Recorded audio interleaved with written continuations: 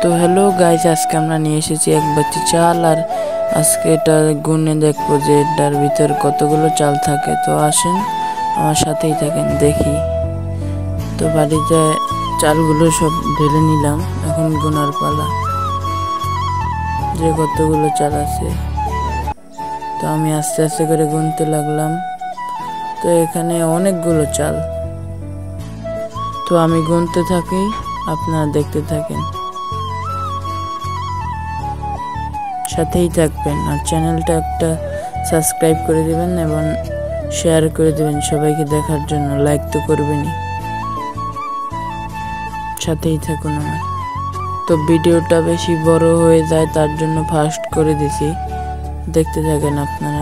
আবার ভুল বোঝেন না যে আমি এগুলো উঠাই না, আমি সব উঠাইছি, কিন্তু ভিডিও অনেক বড় হয়ে যায়, তার জন্য ফাস্ট করে দিছি। দেখতে থাকেন।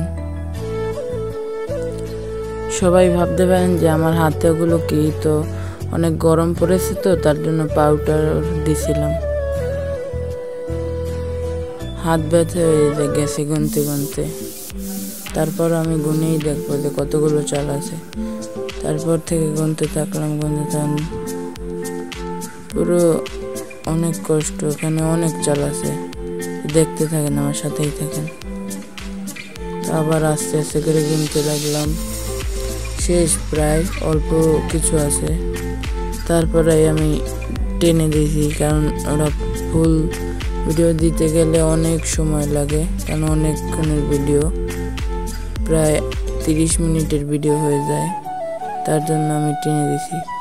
তো হ্যালো গাইস, ওখানে চাল ছিল 3,28,000 চাল। এটা গুনতেও আমার অনেক হয়েছে, মানে অনেক কষ্ট হয়েছে।